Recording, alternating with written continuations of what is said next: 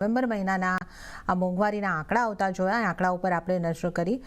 નવેમ્બરનો retail મોંઘવારી આંકડો 0.71% પર આવ્યો છે. આ અંગે આપણે વધારે ચર્ચા કરીશું.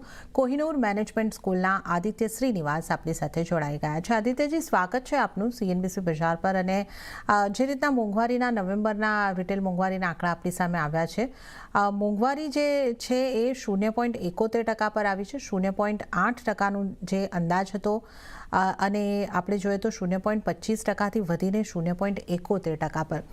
આ આંકડાને આપ કઈ રીતે જોઈ રહ્યા છો? આપની આ મોંઘવારીના આંકડા ઉપર પ્રતિક્રિયા?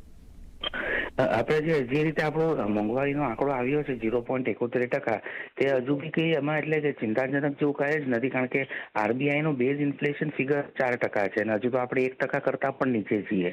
પ્લસ તમે જોશો તો આપણો જે અંદાજિત હતો કે 0.80% આવે, એનાથી તો હજુ આ ઓછો જ છે. અને હું માનું છું કે અત્યારે મોંઘવારી થોડા સમય સુધી તો ઓછી જ રહેશે, કારણ કે આપણે જોઈએ તો વરસાદ બી પૂરતા પ્રમાણમાં પડ્યો છે, એગ્રીકલ્ચર પ્રોડક્શન થશે, તો આગળ જઈને બી મોંઘવારી હું નથી માનતો કે 2-2.5% ઉપર જાય. આપણે નોર્મલી શું થાય છે કે એપ્રિલ મહિના પછી મોંઘવારી આપણી વધતી હોય છે અને ત્યારે બેઝિકલી મોંઘવારીના આંકડા આપણને થોડા ચિંતાજનક લાગે છે. અત્યારે હાલ તબક્કે તમે જોશો તો આપણે જે રીતે RBI પણ રેપો રેટ કટ કર્યો છે અને અત્યારે આ રેપો રેટ 0.25% ઘટાડી 5.25 પર આવી ગયો, તો જેના લીધે કોસ્ટ ઓફ કેપિટલ ઘટશે, લોન સસ્તી થશે અને કોર્પોરેટ એક્સપાન્શનમાં બી મદદ મળશે. એટલે ઓવર ઇકોનોમીને જે સપોર્ટ જોઈતો હતો તે RBI સારો એવો કરી આપ્યો છે રેપો રેટ ઘટાડીને.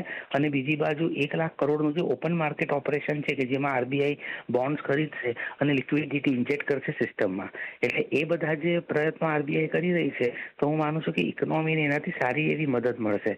આ બાજુ જે આપણે GSTમાં પણ રેટ કટ કર્યો હતો એના લીધે બી ઇકોનોમીમાં એક ડિમાન્ડ અને કન્ઝમ્પશન વધવાની શક્યતા છે. હવે આવનારા 1 મહિનામાં ઇમ્પોર્ટન્ટ એ છે કે જો આપણે ડોનાલ્ડ ટ્રમ્પ એડમિનિસ્ટ્રેશન સાથે આપણે જો આ ટ્રેડ ડીલ થઈ જાય તો આપણી ઇકોનોમી 100% ઘણી મજબૂત થઈ જશે.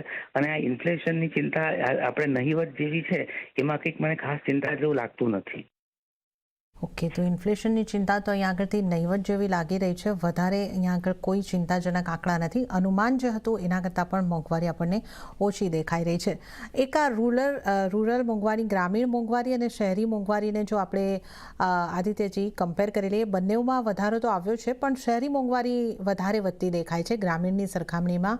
અહીંયાથી આપણે કોઈ ટેક અવેઝ લેવાના રહેશે?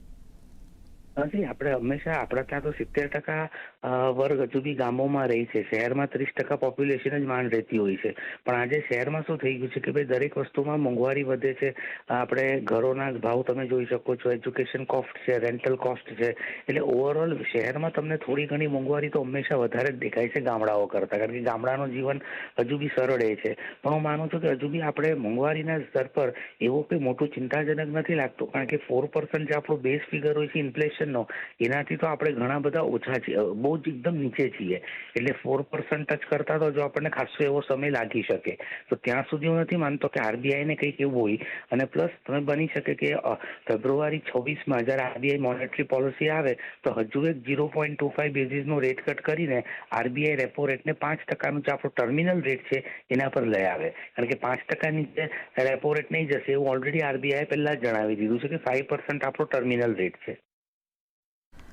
ઓકે, તો આપણે આ મોંઘવારીના આંકડાઓની ખાસ કરીને અહીં આગળથી વાત કરી કે જ્યાં આપણે જે રીતે જોઈ રહ્યા છે મોંઘવારીમાં વધારો, પરંતુ બિલકુલ ચિંતાજનક નથી. જે આપણો કમ્ફર્ટેબલ રેટ છે 4%નો, એના કરતાં આપણે ઘણા નીચે ચાલી રહ્યા છે. તો મોંઘવારીના મોરચે અત્યારે કોઈ ચિંતાજનક નથી. આદિત્યજી, આપનો ખૂબ ખૂબ આભાર. આપ અમારી સાથે જોડાયા અને આ મોંઘવારી અંગે અને જે આપણી સામે મોંઘવારીના આંકડા આવ્યા છે અંગે વાતચીત કરવા બદલ આપનો આભાર. અને ત્યારે